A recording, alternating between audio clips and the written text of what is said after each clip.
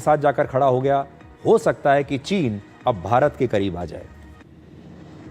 अब आपको अपने देश की बात बताते हैं। हमारे देश में आजकल आवारा कुत्तों को लेकर जो सुप्रीम कोर्ट का फैसला आया था, उस पर बहुत चर्चा हो रही है। घर घर में चर्चा हो रही है, व्हाट्सएप ग्रुप्स पर चर्चा हो रही है। इसलिए आज मैं देश भर के डॉग लवर्स के लिए एक बहुत बड़ी खुशखबरी लेकर आया हूं। स्ट्रे डॉग्स के मुद्दे पर, आवारा कुत्तों के मुद्दे पर सुप्रीम कोर्ट की एक नई बेंच अब नए सिरे से सुनवाई करेगी। चीफ जस्टिस ऑफ इंडिया यानी मुख्य न्यायाधीश BR गवई ने अब आवारा कुत्तों से जुड़े मामले की सुनवाई को 3 जजों की एक नई बेंच को सौंप दिया है। जस्टिस विक्रमनाथ, जस्टिस संदीप मेहता और जस्टिस NV अंजारिया की बेंच कल पहली बार इस मामले की फिर से सुनवाई करेगी। और ये जितने भी डॉग लवर्स हैं हमारे देश में जो लगातार इसका विरोध कर रहे थे, उनके लिए एक बड़ी खुशखबरी है। स्ट्रे डॉग्स के पक्ष में डॉग लवर्स, एनिमल लवर्स सोमवार से लगातार विरोध प्रदर्शन कर रहे हैं, अभियान चला रहे हैं। और स्ट्रे डॉग्स के पक्ष में आज भी विरोध प्रदर्शन हुए हैं। और आज मैंने आपको बताया था कि फिल्म इंडस्ट्री के जो बड़े बड़े कलाकार हैं, बड़े बड़े एक्टर्स हैं, वो आवारा कुत्तों के पक्ष में अपनी बात रख रहे हैं। और आज मशहूर अभिनेत्री शर्मिला टैगोर ने भी स्ट्रे डॉग्स के पक्ष में एक अपना वीडियो बनाकर अपनी राय रखी है। Today we are facing a crisis of conscience. The recent Supreme Court decision is like a door closing on the voiceless and defenseless of our society. I wish the safety and sanctity of life was at the heart of the judgment. I wish a more nuanced and calibrated approach had been taken towards the systemic flaws which are at the root of the so-called dog menace. In silencing those who cannot protect themselves, we risk losing something essential within ourselves. This need of expedience over sympathy has caused tremendous harm. I urge the government to take action against such a drastic step, and I hope and pray the Supreme Court will try and find a fine balance embedded in justice. Thank you. तो शर्मिला जी ने जैसा कहा, एक संतुलित समाधान की इसमें आवश्यकता है। और सभी लोग ये चाहते हैं कि इन आवारा कुत्तों को राहत मिले, इन्हें रहने के लिए जगह मिले, एक नया ठिकाना मिले। लेकिन इनकी सुरक्षा सबसे महत्वपूर्ण चीज़ है। इनकी सुरक्षा का क्या होगा? तो सबसे बड़ी समस्या यह है कि दिल्ली और NCR में जो लाखों आवारा कुत्ते हैं, उनको रखने के लिए कम से कम हजारों शेल्टर्स चाहिए होंगे। क्या ये शेल्टर हमारे पास हैं? ये शेल्टर कब बनेंगे? इन शेल्टर्स को बनाने के लिए जो हजारों करोड़ रुपए का खर्चा आएगा, ये पैसा कहां से आएगा? इन आवारा कुत्तों की देखभाल करने के लिए जो कर्मचारी रखे जाएंगे, वो कर्मचारी कहां हैं? उनकी नियुक्ति कैसे होगी? उनकी ट्रेनिंग कब होगी? उनकी तनख्वाहें कहां से आएंगी? इस पर जो हजारों करोड़ का खर्चा होगा इन आवारा कुत्तों को खाना खिलाने के लिए, इनकी देखरेख के लिए, इनके शेल्टर्स बनाने के लिए, वो कहां से आएंगे और वो कब होगा? क्योंकि ये जो अभियान है, सुप्रीम कोर्ट ने जो कहा, उन्होंने तो सिर्फ 8 हफ्ते का समय दिया है। 8 हफ्ते में कोई नया शेल्टर तैयार नहीं हो सकता, कोई नया सिस्टम नहीं बन सकता। अभी तक ये नहीं पता कि सरकार का कौन सा विभाग इसकी जिम्मेदारी लेगा। सरकार में कौन सा ऐसा विभाग है जिसकी ये पहली जिम्मेदारी बनेंगे।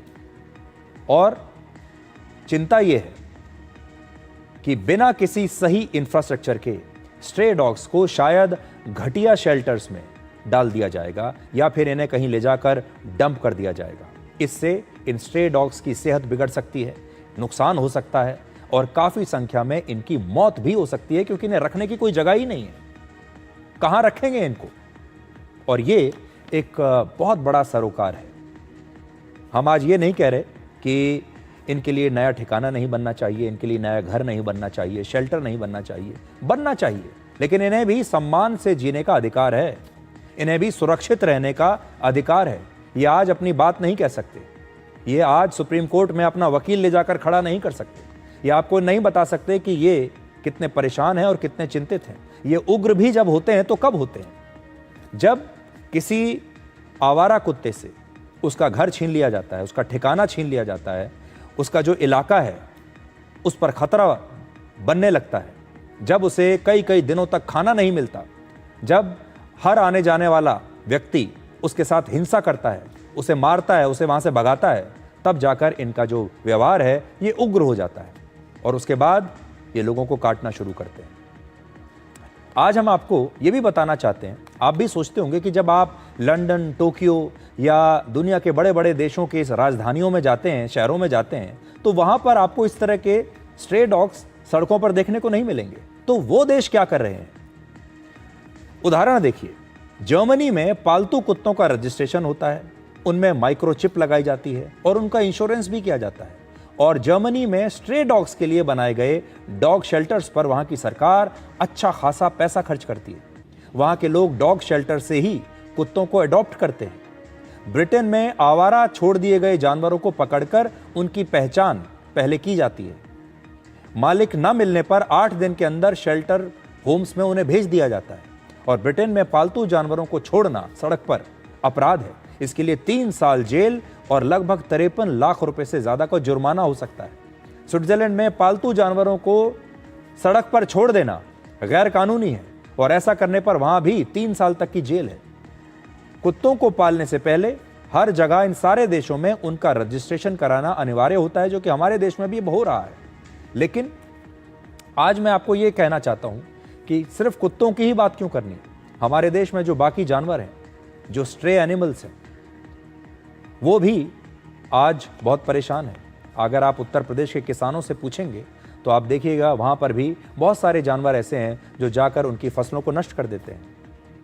और वो सारे जानवर ऐसे हैं जिनके पास कोई घर नहीं है। असल में जब आप जानवरों से उनका घर छीन लेते हैं, प्रकृति ने उनके लिए जो घर बनाए हैं, उनके लिए जो जंगल बनाए हैं, जब उनके प्राकृतिक घर को इंसान छीन लेता है, जब उन जंगलों में इंसान अपने बड़े बड़े मकान बना लेता है, बड़े बड़े दफ्तर बना लेता है, तो इन जानवरों के लिए कोई जगह नहीं बचती और ये जानवर जंगलों को छोड़कर शहरों में आ जाते हैं। शहरों में इन्हें सड़कों पर रहना पड़ता है, जबकि प्रकृति ने इन्हें सड़कों पर रहने के लिए बनाया ही नहीं है, लेकिन इंसान ने इनके घरों को छीन लिया है। अब ये जानवर क्या करें? आप देखिए, जब उत्तराखंड और हिमाचल प्रदेश में आजकल बादल फटने की इतनी घटनाएं हो रही हैं, ये प्रकृति इंसान से कुछ कहना चाहती है। जब इंसान बड़े बड़े पहाड़ों को काटने लगता है, जंगलों को काटने लगता है, इन नदियों से उनका घर छीन लेता है, तो फिर वो नदी कैसे वापस अपने घर को क्लेम करती है, यह भी आपने उत्तराखंड में देखा। जानवरों का व्यवहार भी ऐसा ही होता है। इसलिए यह हमारी जिम्मेदारी है कि जानवरों के लिए प्रकृति ने जो जगह छोड़ी है इस धरती पर, वो जगह, वो घर इंसान को उससे छीनना नहीं चाहिए।